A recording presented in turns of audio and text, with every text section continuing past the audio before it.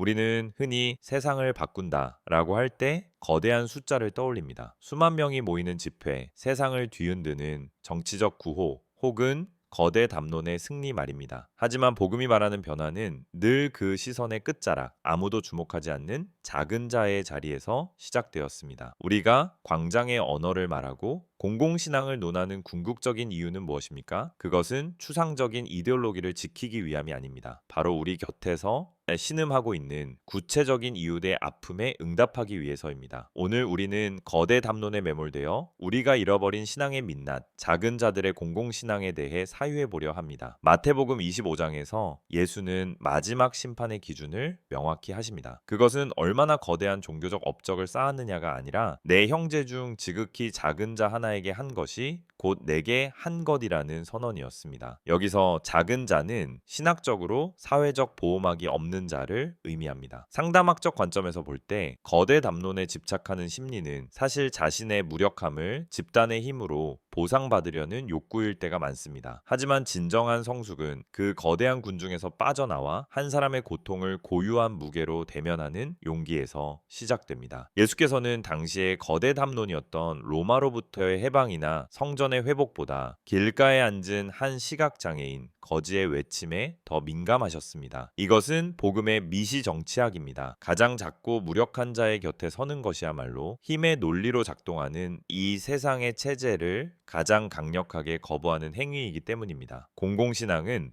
교회 밖 세상사에 참견하는 것이 아닙니다. 세상이 효율성과 경제성이라는 이름으로 지워버린 사람들의 이름을 되찾아주는 일입니다. 신학자 도로테 죄레는 고통에 대해 침묵하는 것은 무신론과 같다라고 말했습니다. 누군가의 아픔이 공적 영역에서 은폐될 때 그리스도인은 그 아픔의 목격자가 되어야 합니다. 어떤 이들은 묻습니다. 겨우 한 명 돕는다고 세상이 바뀝니까? 하지만 상담가로서 저는 확신합니다. 한 사람의 고통에 온전히 공감하고 그 곁을 지키는 행위는 그 자체로 가장 강력한 정치적 투쟁입니다. 왜냐하면 그것은 강한 자만이 살아남는다는 세상의 문법을 무너뜨리고 사랑만이 생명을 살린다는 하나님 나라의 통치를 선포하는 일이기 때문입니다. 우리가 세월호의 아픔에 이태원의 눈물에 혹은 소외된 노동자들의 절규에 응답해야 하는 이유는 정치적 입장이 달라서가 아닙니다. 그들이 바로 이 시대의 작은 자들이기 때문입니다. 그들의 곁에 서는 행위는 국가나 이데올로기가 신이 되어 군림하려 할 때 그곳에 사람이 있다라고 외치는 선지자적 저항이 됩니다. 공공신앙의 정점은 십자가입니다. 십자가는 세상의 눈으로 볼 때 완벽한 무력함의 상징입니다. 그러나